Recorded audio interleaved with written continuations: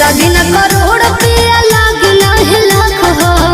एक ही चीज लगी न छूछ बात ना कहो ले ले हो हमरा के निसनिया ये बालो ले ले हो हमरा के निसनिया ये बालो मछरी के काट के